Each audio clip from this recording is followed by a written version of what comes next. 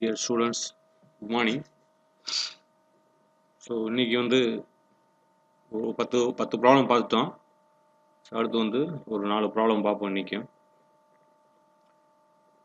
Formulas வந்து ரொம்ப கம்மியாகவே இருக்கும் இந்த சப்ஜெக்டில், இந்த யூனிட்டில்.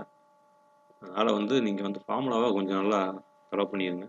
ஸோ நம்ம வந்து ப்ராப்ளத்துக்கு போவோம். So problem number 11.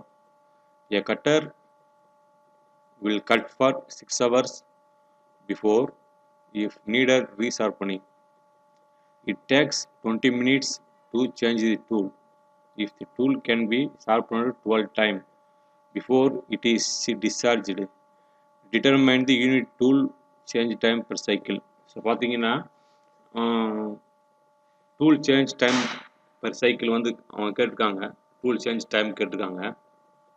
அதுக்கு இவன் என்ன கொடுத்துருக்காங்க அப்படின்னா, கட்டர் வந்து வில் கட் ஃபார் 6 hours, 6 மணி நேரத்துக்கு முன்னாடி வந்து நம்ம என்ன பண்ணுறோம், அதை வந்து நம்ம ரீஷார்பனிங் பண்ணுறோம். சரிங்களா? 20 minutes வந்து சேஞ்ச் டூல், 20 நிமிஷத்துக்கு அப்புறம் வந்து நம்ம டூலை வந்து சேஞ்ச் பண்ணுறோம். 12 தடவை பண்ணுறோம். ஷார்ப்பனர் வந்து 12 தடவை பண்ணுறோம்.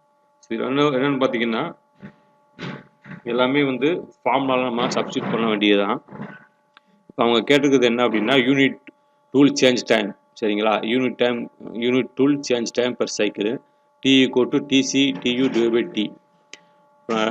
டூல் லைஃப்னு பார்த்தோம் அப்படின்னா 12 minutes, 6 hours இல்லையா? டூல் லைஃப் வந்து பார்த்தீங்க அப்படின்னா டி வந்து டூல் லைஃபு,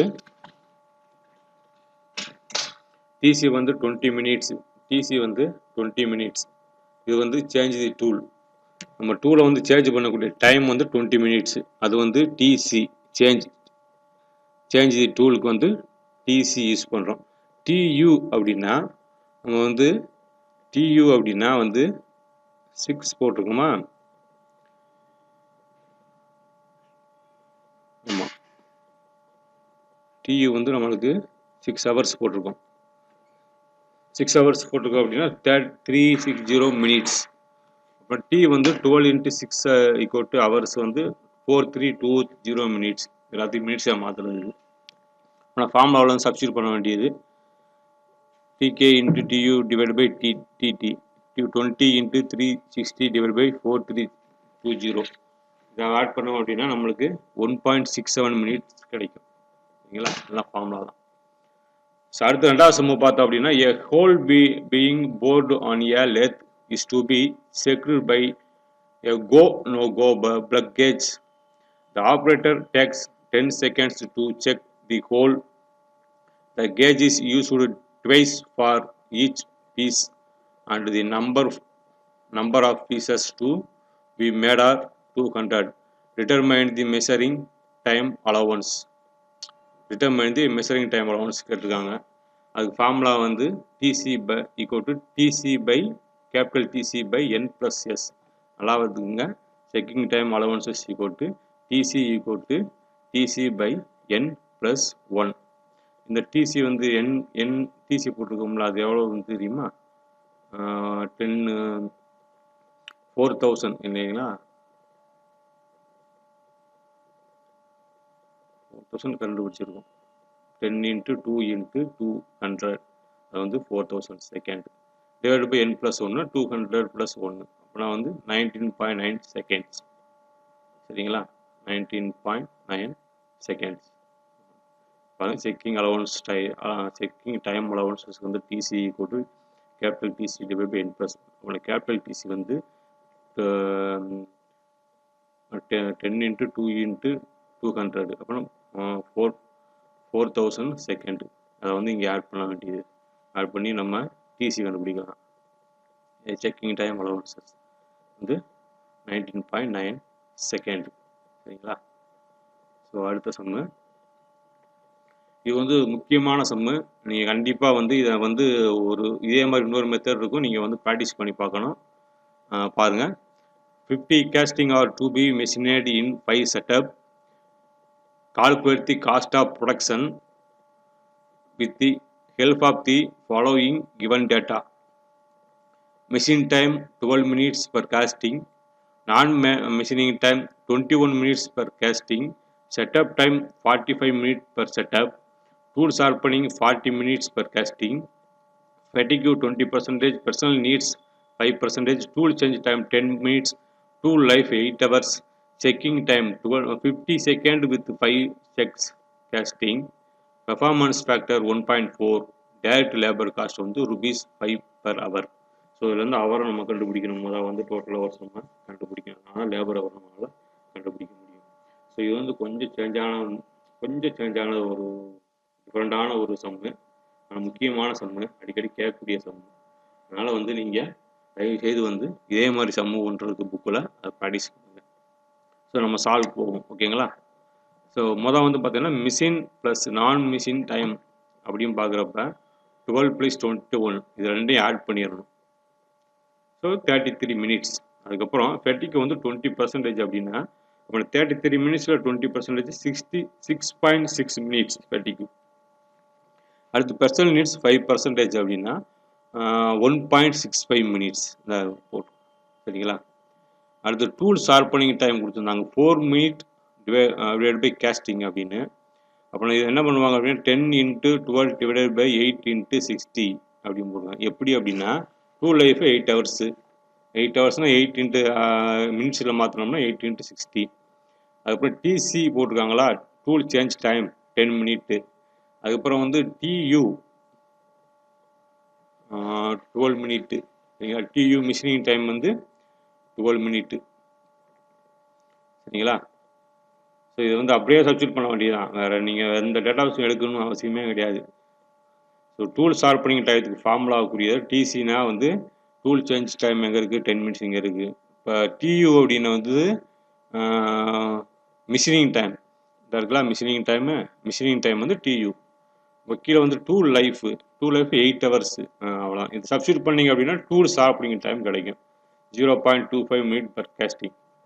அடுத்து measuring or checking time, so T C, small T C. இது வந்து என்ன கொடுத்துருக்காங்கன்னா செக்கிங் டைம் இந்த இருக்குது 15 செகண்ட் வித் 5 செக்ஸ் அப்படின்னு கொடுத்துருக்காங்க. அப்படின்னா 15 × 5 டிவைட் பை 60 மினிட்ல எடுக்கிறதுக்கு வந்து 15 × 5 டிவைட் பை 60, சரிங்களா? அதான் வந்து measuring or checking time 50 second with 5 sex.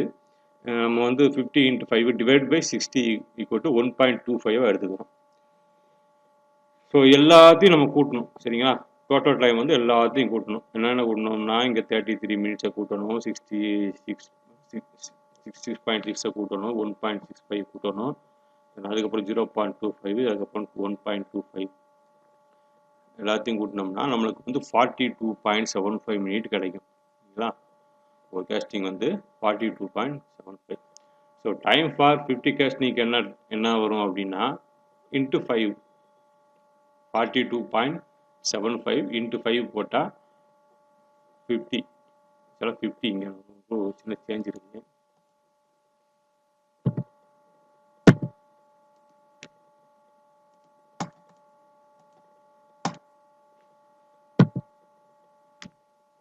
தப்பாக இருக்குது, இது 50 போடணும். டைம் ஃபார் 50 கேஸ்டிங்னா இன்ட்டு 5 எப்படி 50 தான் போடணும், சரியா? ஓகே. அடுத்து setup time = 45 × 5 225 minute. Total estimated time TE = ஏற்கனவே வந்து நம்ம டோட்டல் டைம் ஃபார் 50 கேஸ்டிங் கண்டுபிடிச்சிருக்கோம், 225 கண்டுபிடிச்சிருக்கோம், ரெண்டையும் ஆட் பண்ணோம் அப்படின்னா டோட்டல் டைம், சரிங்களா? Okay. Total actual time TA = TE × R. இது ஏற்கனவே இது கண்டுபிடிச்சது TE, total estimated time, into R வந்து இது ஃபேக்டர், கான்ஸ்டன்ட் ஃபேக்டர் R 1.4 இருக்குல்ல, performance factor 1.4.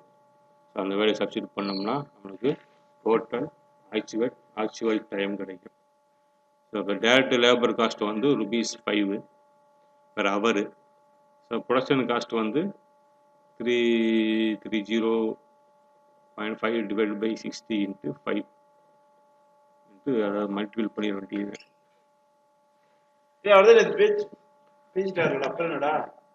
So production cost வந்து 3307.5 divided by 60 into 5 rupees 275.625 சரிங்களா வச்சுங்க.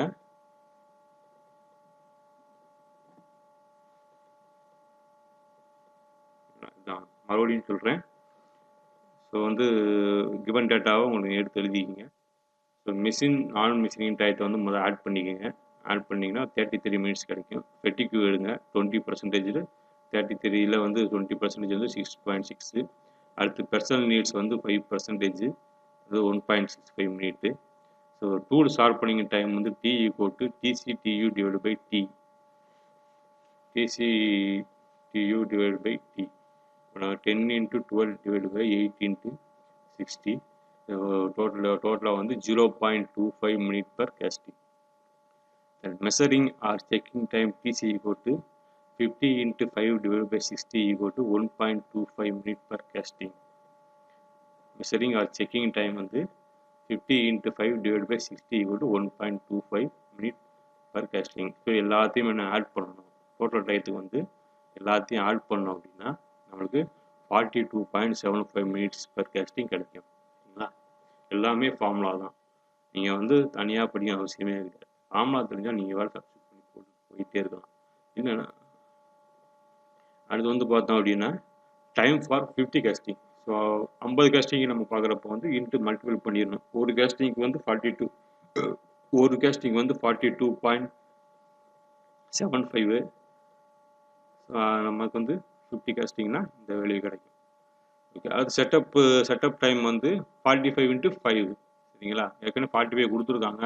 நம்மளுக்கு வந்து 5 into 5 போட்டோம் அப்படின்னா 2 to 5 minutes. இப்போ இதை ரெண்டையும் நம்ம ஆட் பண்ணோம் அப்படின்னா டோட்டல் எஸ்டிமேட்டட் டைம் கிடைக்கும். இந்த ரெண்டையும் ஆட் பண்ணோம்னா டோட்டல் எஸ்டிமேட்டட் டைம் கிடைக்கும். ஆக்சுவல் டைம் வந்து என்ன அப்படின்னா total estimated time into R factor இருக்குது, பெர்ஃபார்மன்ஸ் ஃபேக்டர் இருக்குது. அதை ஆட் பண்ணால் நம்மளுக்கு ஆக்சுவல் டைம் கிடைக்கும். ஓகே, ஸோ 2362.5 into 1.4 சரிங்களா, 3307.5 minutes. ஸோ இப்போ டேரக்ட் லேபர் காஸ்ட் பார்த்தீங்கன்னா ₹5 per hour. ஒரு மணி நேரத்துக்கு வந்து நம்ம வந்து ₹5 சார்ஜ் பண்ணுறாங்க. இப்போ நம்ம வந்து 3307.5 மினிட்ஸுக்கு எவ்வளோ சார்ஜ் பண்ணுவாங்கன்னு பார்த்துக்கோங்க. நம்ம அப்போ டிவைட் பை 60 into 5 போட்டோம்னா நம்மளுக்கு 275.625 ருபீஸ் கிடைக்குது. சரிங்களா? ஸோ இதான் வந்து ஒரு கொஞ்சம் டிஃப்ரெண்டான சம். ஸோ அடுத்து வந்து பார்த்தோம் அப்படின்னா the direct cost material per unit வந்து park and pen ₹10.25. The direct man hours required for 50 units of the product is 2 to 5 hours. The factory overheads are calculated on the basis for the 100% of direct labor cost. The mean labor overhead wages are estimated as ₹5 per hour. The administrative and selling expenses are 150% of factory expenses.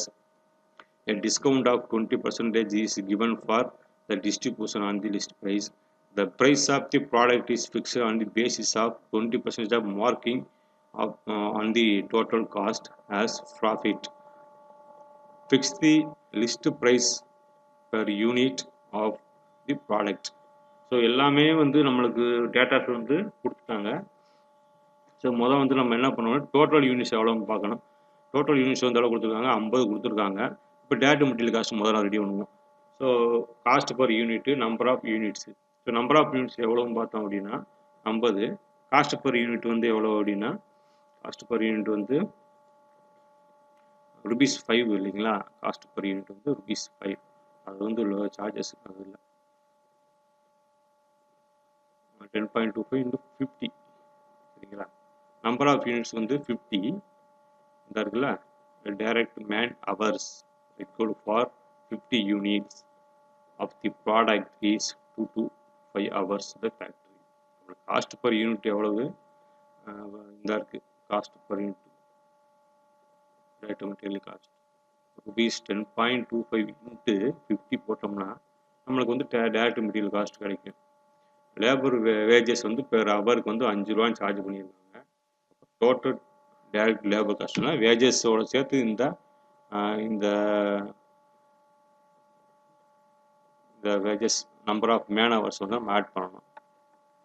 So 5 வந்து rupees per ஹவருக்கு வந்து 5 into number of man hours வந்து 225. இப்போ add பண்ணோம் அப்படின்னா 1125. சரிங்களா? 1125. இது வந்து ஏற்கனவே நம்ம ஃபார்முலா ஒன்று இருக்கு சரிங்களா? அது வந்து யூஸ் பண்ணி போடணும். இது வந்து வேஜ் பர் ஹவர். ஸோ வேஜ்னா ஒன்றும் இல்லை, அதாவது எக்ஸ்பென்சஸ்ன்றோம்ல, வேஸ்டேஜ், அதான் வந்து வேஜ். ஒன்றும் பிரச்சனை. அதோட நம்பர் ஆஃப் மேன் ஹவர்ஸ் வந்து நம்ம கூட்டுறோம். ஒரு ஹவருக்கு வந்து 5 மணி நேரம் 5 ரூபா சார்ஜ் பண்ணுறாங்க அப்படின்னா 2 to 5 மேன் ஹவர்ஸ் வந்து நம்ம யூஸ் பண்ணுறோம். அதனால் வந்து 1125 வந்து டோட்டல் லேபர் காஸ்ட் கிடைக்குது. சரிங்களா?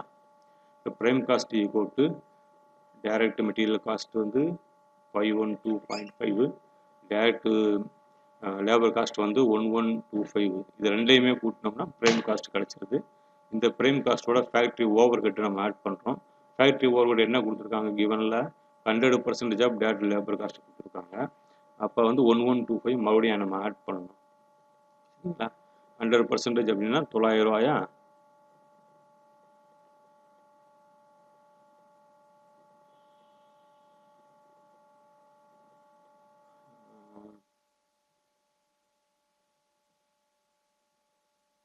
இது வரைக்கும் ஓகே. இந்த ஃபேக்ட்ரி ஓவர் ஹெட் வந்து 100% ஆஃப் டைரக்ட் லேபர் காஸ்ட்னு கொடுத்துருக்காங்க.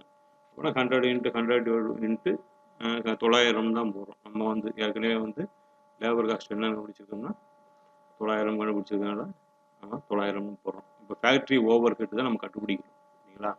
ஃபேக்ட்ரி ஓவர் ஹெட் வந்து 900 போட்டிருக்கோமா, அது என்ன எதனாலன்னு பார்த்துக்கணும். சரிங்களா? நம்ம பாட்டில் இது போட்டுட்டு இருக்கக்கூடாது. 900 எதுக்கு போட்டுருக்காங்கன்னு பார்க்கணும். ஸோ அடுத்து வந்து production cost, prime cost plus factory over head. So இது வந்து ப்ரொடக்ஷன் காஸ்ட்டு, ப்ரைம் காஸ்ட்டு, இது வந்து ஃபேக்ட்ரி ஓவர் ஹெட், எல்லாம் சேர்த்தோம்னா ப்ரொடக்ஷன் காஸ்ட்டு.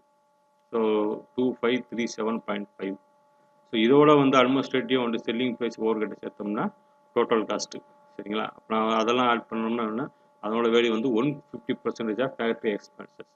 இந்த ஃபேக்ட்ரி எக்ஸ்பென்சஸில் வந்து 150% ஆஃப்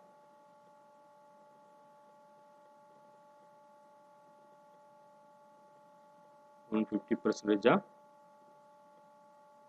ஃபேக்ட்ரி ஓவர் ஹெட். அப்புறம் வந்து 1350 ரூபா.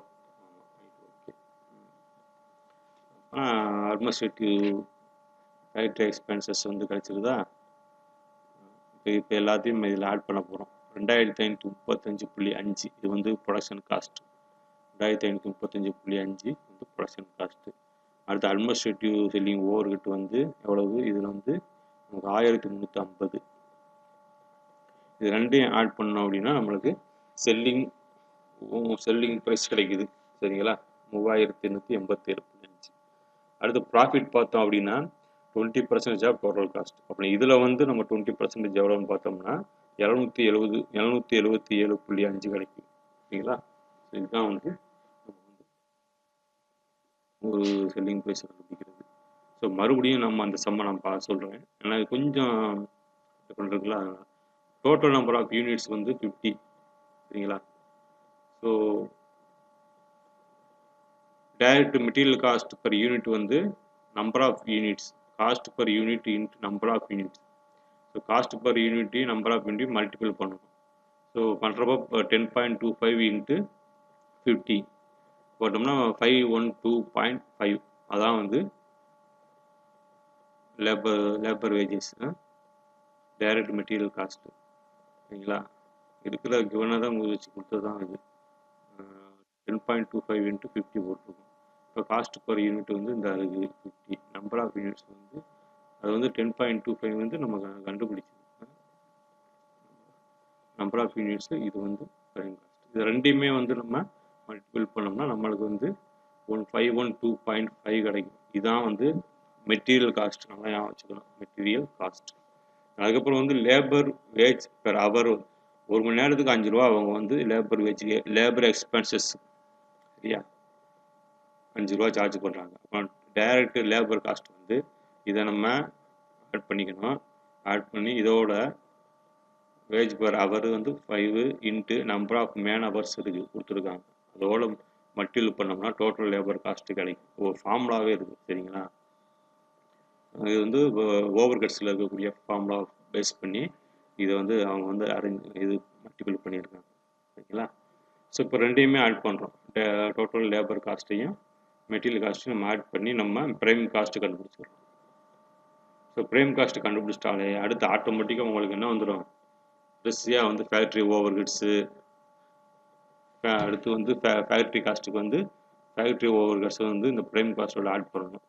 Factory overheads 100% of direct labour cost. So இதையும் நம்ம ஆட் பண்ணோம்னா ஃபேக்ட்ரி காஸ்ட்டு கிடைக்கும். ஸோ ஃபேக்ட்ரி காஸ்ட் வந்து கிடைச்சவனுக்கும் 900 கிடைக்குதா ஃபேக்ட்ரி காஸ்ட் சரிங்களா. அதோடு வந்து நம்ம என்ன பண்ண போகிறோம், ஃபேக்ட்ரி ஓவர் ஹெட்டை வந்து நம்ம ஃபேக்ட்ரி காஸ்ட்டோட ஃபேக்ட்ரி ஓவர் ஹெட்ஸ் வந்து நம்ம